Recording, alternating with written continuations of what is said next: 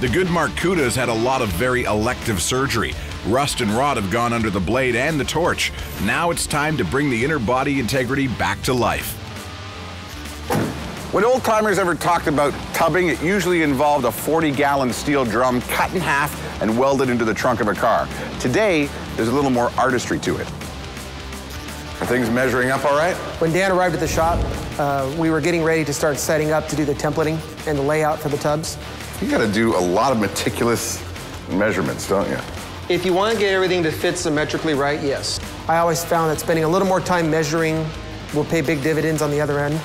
Here's our vertical tub skin for the right that we've templated already. All right. So now we're going to pick a center mark, which is here, and then I'll have you go ahead and start laying out the grid lines all the way down 1 inch apart. Well, we remove the quarter panels from the car. Most of the time, the tubs are going to be a little tricky to get in there. Usually it's just a lot easier with the quarter panels off.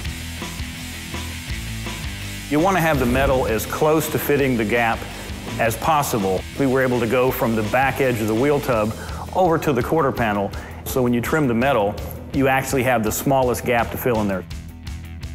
There were a couple interference problems. David didn't have a chance to get to cutting out some of the clearance areas for the right-hand side, so we learned about that when Steve and Dan were working on the right side of the car. So a little bit of trimming with a plasma, a little bit of trimming with a Ziz wheel got us where we need to get to.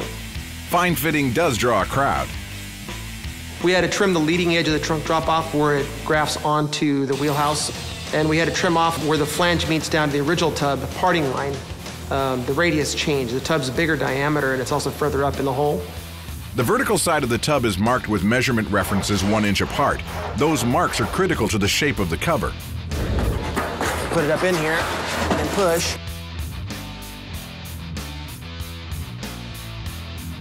Very nice. All we gotta do now is make it out of steel. Once the cardboard cover is shaped, its pattern is transferred onto sheet metal. This cut is a one-time deal, so it needs a steady hand.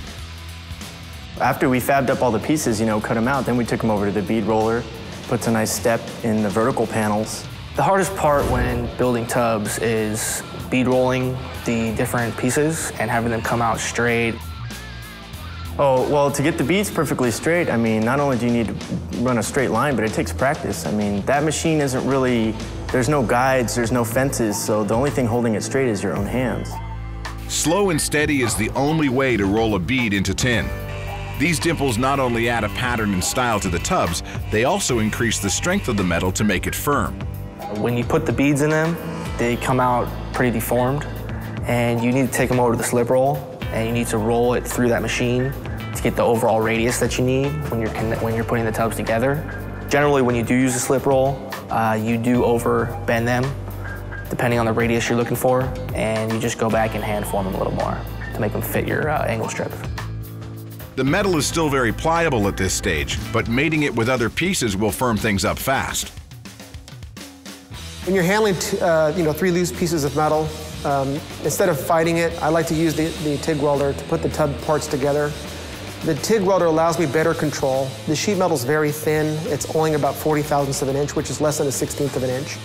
So the precise ability of the TIG allows me to stitch the pieces together, namely the vertical panel and the tub shell top, and get them positioned so that I can start fitting the angle strip over the tub. An angle strip will marry both the vertical panel and the tub cap into one solid piece. It also keeps the integrity of the curve.